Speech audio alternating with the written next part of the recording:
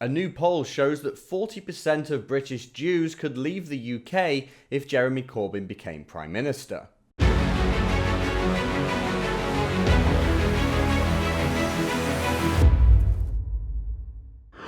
The anti-Semitism crisis in the Labour Party just seems to be getting crazier by the day, doesn't it? Because if you might remember a while ago, the story was that Jeremy Corbyn was unable to control the anti-Semitism within his party.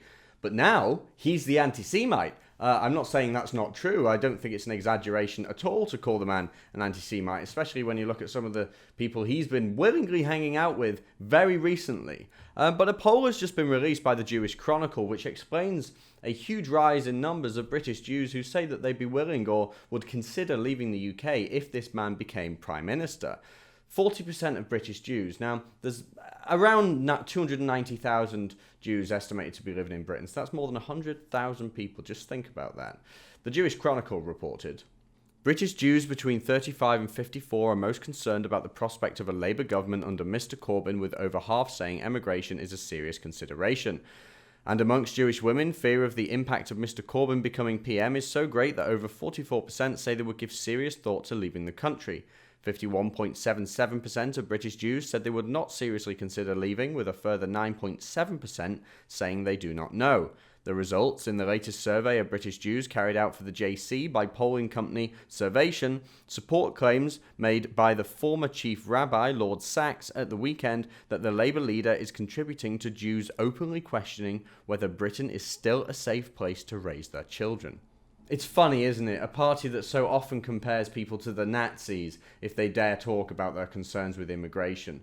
They are, in fact, the party that are causing Jews to fear for their own lives, to fear for their own children, to fear for the future of their family. It's disgraceful that this is happening in 21st century Britain, and why has it come down to me to talk about it? I think it tells us exactly what we need to know about the Labour Party. It's the new nasty party.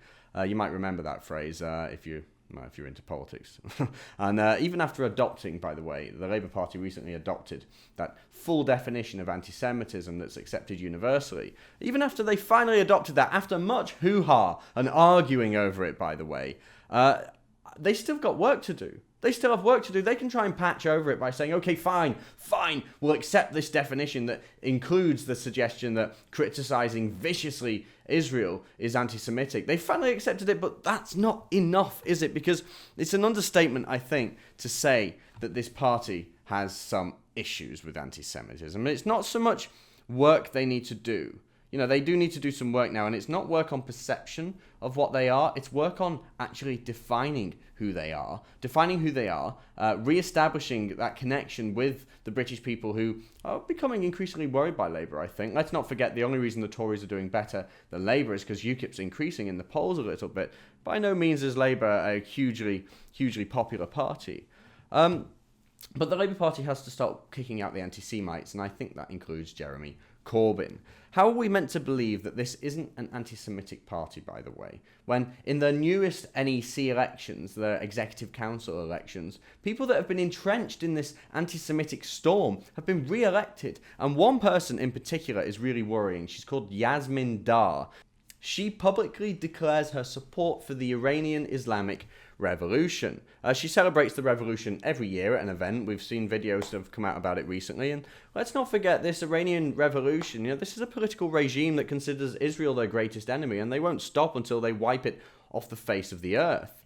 Make no mistake, Labour is a new nasty party, and it always has been. I don't think this is an issue of new people being anti-Semitic in Labour. I think they've always been there, and I think now they're coming out of the woodwork because they're being emboldened by people like Jeremy Corbyn and emboldened by Antifa and increasingly far left young people.